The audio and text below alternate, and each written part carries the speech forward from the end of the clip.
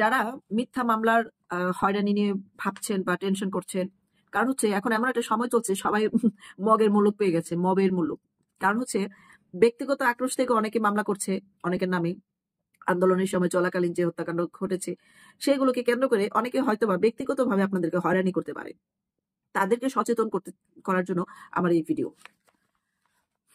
তদন্তে সম্পৃক্ততা না পেলে মামলা থেকে নাম বাদ যাবে এবং দিতে হবে। সেটা কারা বলেছেন? ছাত্র জনতার অভ্যুত্থানে পুলিশ সদর দপ্তরের নির্দেশনা এটি। যদি সম্পৃক্ততা না পাওয়া যায় এবং প্রমাণে না টিকে, তাহলে সেই মামলাকে বাদ দিতে হবে, তদন্তে সম্পৃক্ততা না থাকলে। ভালো করে এটা মাইন্ডে রেখে দেবেন। ছাত্র জনতার অভ্যুত্থানে হত্যাকাণ্ড অন্যান্য ঘটনা ঘিরে যেসব মামলা হচ্ছে, সেগুলো প্রাথমিক তদন্তে কোনো আসামির সম্পৃক্ততা পাওয়া না গেলে মামলা থেকে তার নাম প্রত্যাহার করার ব্যবস্থা করতে বলেছে পুলিশ সদর দপ্তর। একই সঙ্গে সঠিক তথ্য প্রমাণ ছাড়া এসব মামলার কোনো সরকারি কর্মকর্তা কর্মচারীকে গ্রেফতার করা যাবে না বলে নির্দেশনা দেওয়া হয়েছে। পুলিশ সদর দপ্তরের উপমহাপরিদর্শক ডিআইজি কনফিডেন্সিয়াল মোহাম্মদ কামরুল হাসান স্বাক্ষরিত এক চিঠিতে এসব নির্দেশনা দেওয়া হয়েছে। গতকাল শুক্রবার বিকেলে যোগাযোগ করা হলে কামরুল হাসান প্রথম আলোকে বলেন, 10 সেপ্টেম্বর পুলিশ সদর দপ্তর থেকে এই চিঠি পুলিশের সব ইউনিটে পাঠানো হয়েছে।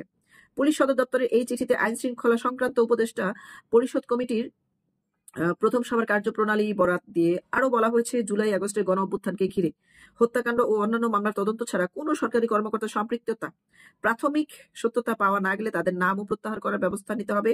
এছাড়া সঠিক তথ্য প্রমাণ ছাড়া এই সব মামলার কোনো সরকারি কর্মকর্তা কর্মচারীকে গ্রেফতার করা হবে না। এখন সরকারি কর্মকর্তা ছাড়াও তো অনেক যারা রাজনীতি করলো তেমন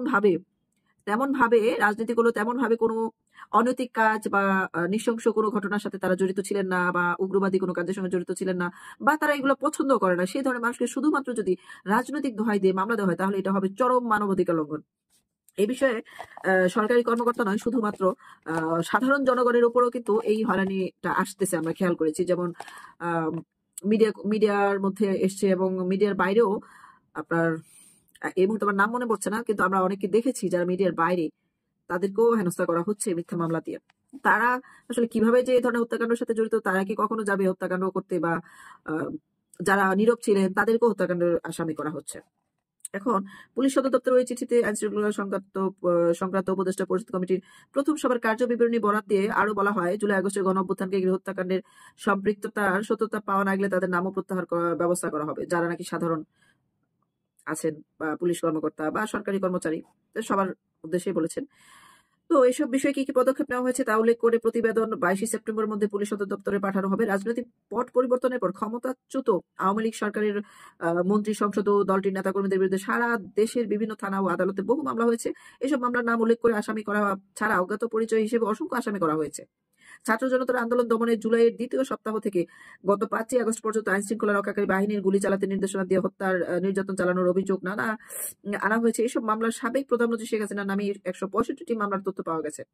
এর মধ্যে 147টিতে হত্যার অভিযোগ আনা হয়েছে, বাকি 18টি মামলা হয়েছে হত্যা চেষ্টা এবং অপহরণের অভিযোগ। গণ আসামি করে করা এইসব মামলার বিচারের ভবিষ্যৎ কি তা নিয়ে সংশয় প্রকাশ করেছেন বিশ্লেষকরা।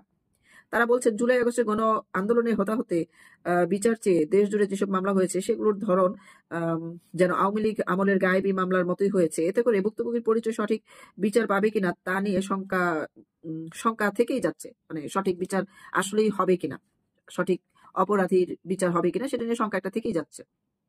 এমনও খবর পাওয়া যাচ্ছে মরা মানুষের নামে মামলা হচ্ছে, যে ওরা জানেই না যে ওই লোকটা মারা গেছে, মৃত মানুষের নামে মামলা হচ্ছে। এত এত মিথ্যা মামলা কিন্তু প্রমাণ করছে যে অন্তর্বর্তী সরকারের কোথাও কোনো দুর্বলতা আছে। সেজন্য হয়তোবা দুর্বলতা থেকেই তাদের নিজেকে শক্তিশালী প্রমাণ করার জন্য এরকম কর্মকাণ্ডের সিদ্ধান্ত নেওয়া হতে পারে। ইভেন আপনারা খেয়াল করে দেখবেন, সরকার ক্ষমতা থাকাকালীন যে ধরনের জঙ্গি হামলা এবং নরসিংদী একটি জেলা থেকে আসামি পালিয়ে যাওয়া, জঙ্গিদেরকে ছিনে নেওয়া এবং বিভিন্ন জায়গা থেকে এরকম একই ঘটনার সূত্রপাত হয়েছে। তো সেই সব কারণে বিভিন্ন জায়গায় অগ্নিসন্ত্রাসী এবং হচ্ছে যে মারামারি, সরকারি স্থাপনা পুড়িয়ে দেওয়া, ভাঙচুর করা, এমন অসংখ্য জিনিসের উপরে কিন্তু বিষয়ের উপরে ঘটে যাওয়া ঘটনার উপরে অসংখ্য গায়েবী মামলাও তখনও হয়েছে, হাজার হাজার মানুষকে আসামি করে। আবার এখন হচ্ছে মনে হয় 18 কোটির মধ্যে 2-4 জন বাদ যাবে না এইসব মামলা থেকে। মানে পক্ষে বিপক্ষে সবার মামলাই কোনো না কোনো ভাবে কোনো না কারো উপরে এই মামলা চড়াও হবে। এটা একটা মানে মহামারী আকার ধারণ করছে। এই মহামারী থেকে বাঁচার জন্য ন্যায় বিচার এবং ন্যায় পরায়ণ মানুষ ছাড়া, সরকার প্রতিষ্ঠা ছাড়া আসলে কোনোদিনও সম্ভব না। তো সবাই এই ভিডিওটি সবাইকে শেয়ার করে দিবেন, যেন যারা মানসিকভাবে দুর্বল হয়ে গেছে, অকারণে টেনশন করছে যে আমাকে মিথ্যা মামলা দিতে পারে, যে কোনো কারণে দিতে পারে, বা তার ব্যক্তিগত আক্রোশ থেকে তার এলাকার কেউ দিতে পারে, তারা যেন এই খবরটি জানতে পারে যে মিথ্যা হয়রানি মামলা দিলে আসলে মামলাগুলো টিকবে না, তার সত্যতা পাওয়া না গেলে সেই মামলাগুলোর কোনো অস্তিত্ব থাকবে না। অতএব টেনশন করার কোনো কারণ নেই।